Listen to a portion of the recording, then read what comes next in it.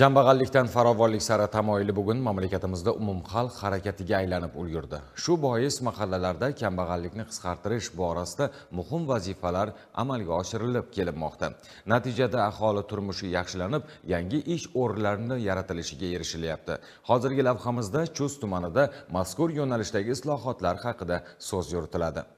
Kambag'allikdan farovonlik sari dasturi doirasida Chust tumanida ham bir qator ishlar amalga oshirilmoqda. Mahalla yetiligi tomonidan ayollar daftari, yoshlar daftari, ijtimoiy reyestrga kiritilgan ishsiz yoshlar va xotin-qizlarni qo'llab-quvvatlashga va mavjud loyihalarni amalga oshirishga yaqindan ko'mak berilmoqda. Masalan, tumanning Guliston mahallasida istiqomat qiluvchi Dildora Sharipova ayollar daftarida turar edi. Unga davlatimiz tomonidan tadbirkorlarga yaratib berilayotgan imkoniyatlardan samarali foydalangan holda 100 million so'mlik imtiyozli kredit olib, shirinliklar ishlab chiqaradigan sexni ishga tushirishga ko'maklashildi. Natijada hududdagi ishsiz doimiy daromad manbaiga ega bo'lmagan 15 nafardan ziyod ayollarni bandligi ta'minlandi. Ahamiyatlisi, mazkur mablag'ga xizmat ko'rsatish shoxobchasi ham yo'lga qo'yildi. Hozirda sexda 25 xildan ziyod turli shirinliklar ishlab chiqarilib, ichki bozorga peshma-pesh yetkazib berilmoqda. Davlat bergan imkoniyatlardan foydalanib, 100 million so'm kredit olib, yangi jihozlar oldik. Hozir 20 tadan oshiq xotin-qizlarni ish bilan ta'minlaganmiz. Mahalladagi bo'sh ayollarni avval o'qitib, o'rgatib, hammalarini ish bilan ta'minlayapmiz. Chiqarilayotgan mahsulotlar 30 xildan ortiq. Talab kuchliligi tufayli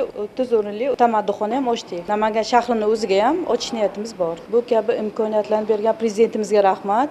Buni orqasidan biz ham yaxshi daromad qilyapmiz. Qancha ayollar bandligi ta'minlanyapti. Tumanning Pansada mahallasida ham kambag'allikdan farovonlik sari dasturi doirasidagi vazifalar bajarilayotgan ishlarda o'z aksini topmoqda. Xususan, mahallaning Karvon ko'chasida istiqomat qiluvchi Ahmedovlar oilasi 2024-yilda xonadonida tikuvchilik sexini ishga tushirdi. Dastlab faoliyat 4 ta tikuv mashinasi bilan boshlangan bo'lsa, bugungi kunga kelib ularning soni 24 taga yetdi. E'tiborlisi, ushbu sexda ijtimoiy daftarlarga kiritilgan 30 nafar xotin-qizning bandligi ta'minlandi. Bu yerda ishlab chiqarilayotgan mahsulotlar ichki bozorlarga yetkazib berilyapti. Kambag'allikdan farovonlik sari dasturi asosida mahallada reja asosida ish olib borilmoqda.